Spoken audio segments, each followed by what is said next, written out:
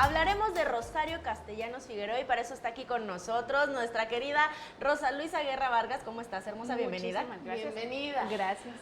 Primero hay que entender quién es ella, cómo vino, de dónde vive, para que después hablemos de una de sus obras más importantes, pero cómo de verdad puede ser considerada, ella nació en el 25, que influyó tanto en el movimiento feminista y cómo se puede considerar la primera mujer escritora de México. Sí, bueno, no es la primera, ¿no? Obviamente hubo personas anteriores, pero sin embargo sí es una de las más destacadas en el siglo XX.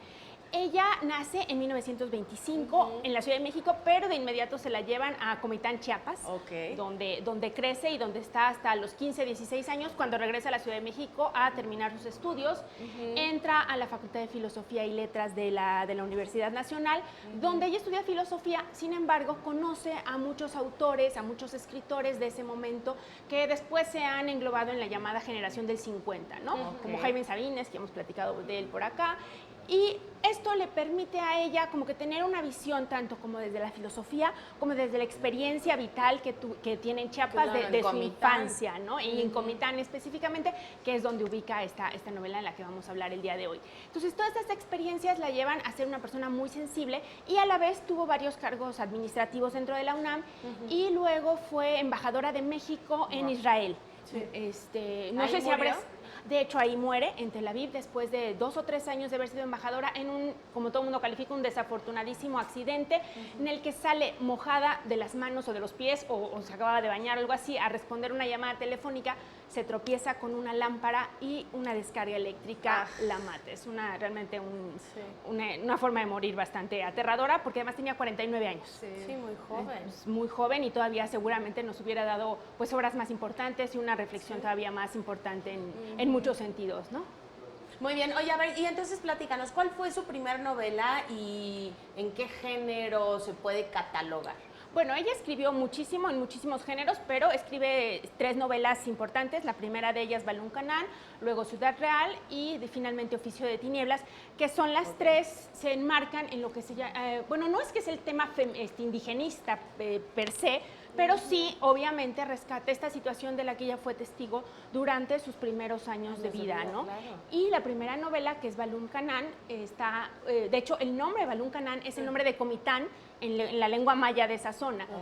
Por eso ella la llama así. Y empieza la novela contada desde la perspectiva de una niña, que asumimos es ella, pero bueno, no necesariamente es totalmente autobiográfica, ¿no? Toma esos elementos de su vida para hablar desde la perspectiva de una niña, de cómo ve la relación especialmente con su nana y de ahí cómo va empezando a descubrir el mundo, específicamente también a través de la relación con su hermano menor Mario, que viene a ser un personaje importante en el sentido de que es el hombre, la mamá vive porque es el hombre y ella se empieza a sentir este desplazamiento desde muy niña, como era común en algunas familias en esa época y de repente todavía sobrevive esta cuestión de la mayor importancia de los hijos varones y eso empieza a moldear en ella este interés por cuál es el papel de la mujer, ¿no? Que vale menos, vale más, porque si vale, o sea, sí lo cuestiona más.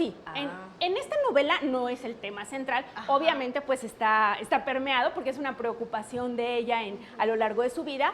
Y se ve más como la realidad indígena desde la perspectiva de alguien que vivió 15 años en ese mundo, y además perteneciendo a las familias adineradas, ¿no? No desde la perspectiva indígena propiamente, porque ella no lo era, ella pertenecía a una familia digamos, de medios, que era dueña de las tierras, que se sentían a veces dueños de los indígenas y toda esta relación que se da en el marco de las reformas de Cárdenas y las reformas agrarias que se dan en ese periodo. Ok, entonces nos estabas diciendo que en esta obra sí se permea un poco. En su siguiente libro se nota un poco más este discurso dirigido hacia el feminismo, bien entendido, hacia el valor, hacia la mujer, o sigue hablando acerca de la parte indigenista. Son como los grandes temas, donde sí la toma ese tema como un leitmotiv, como un motivo del libro, es en su libro de cuentos, Álbum de Familia, donde son 4 relatos desde la perspectiva del descubrimiento, digamos, como de la mujer recién casada, en esta relación de, pues, un poco de poder y un poco de hasta dónde sí, hasta dónde no, no es la relación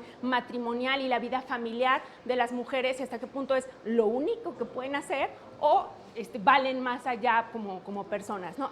Ahí sí lo toma como un hilo central. En las otras novelas es esta cuestión del indigenismo, del valor, y que además pues, nos coloca en el mismo lugar, ¿no? De la marginalidad y de estos grupos que poco a poco se van valorando en cuanto a los indígenas, ¿no? De una manera más tratar de ubicarlos correctamente, no tampoco aquí son buenos, santos y todos lindos, no, claro, y nada más por ser indígenas, ¿no? Que ella también defendió esa posición.